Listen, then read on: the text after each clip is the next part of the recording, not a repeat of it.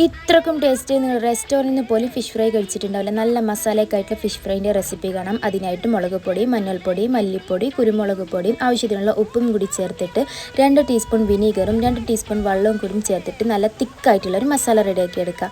എന്നിട്ട് ഞാനിവിടെ എടുത്തിട്ടുള്ളത് അയില മീനാണ്. നമുക്ക് ഏത് മീൻ വെച്ചിട്ടും ചെയ്യാം. മീനിൽ നല്ലോണം മസാല തേച്ച് പിടിപ്പിച്ചിട്ട് കുറച്ച് മസാല നമ്മൾ മാറ്റി വെക്കണം. എന്നിട്ട് വെളിച്ചെണ്ണ ഒഴിച്ചിട്ട് നമ്മൾ മസാല തേച്ച് വെച്ചിട്ടുള്ള മീനിനെ ചേർത്ത് കൊടുക്കുക. ഇനി 2 സൈഡും നല്ലോണം ഫ്രൈ ആക്കി എടുക്കണം. ഒരു സൈഡ് റെഡി ആയി കഴിഞ്ഞാൽ നമുക്ക് തിരിച്ചിട്ട് കൊടുക്കാം.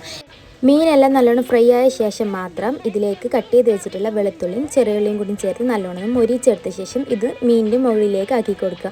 എന്നിട്ട് നമ്മൾ നേരത്തെ മാറ്റി വെച്ച മീനിൻ്റെ മസാല ഈ എണ്ണയിൽ ലോ ഫ്ലെയിമിൽ ഇട്ടിട്ട് ഒന്ന് നല്ലോണം മൂപ്പിച്ചെടുത്ത ശേഷം ഈ മീനിൻ്റെ മുകളിലേക്ക് തേച്ച് കൊടുത്താലുണ്ടല്ലോ നല്ല അടിപൊളി മസാലയായിട്ടുള്ള ഫിഷ് ഫ്രൈ ഇവിടെ റെഡി ആയിട്ടുണ്ട് കേട്ടോ. അടിപൊളി ടേസ്റ്റാണ് കേട്ടോ. അങ്ങനെ മസാലയോട് കൂടിയിട്ടുള്ള മീൻ ഫ്രൈ കഴിക്കാൻ വേണ്ടിയിട്ട് എല്ലാവരും ട്രൈ ചെയ്തിട്ട് ഫീഡ്ബാക്ക് അറിയിക്കുക.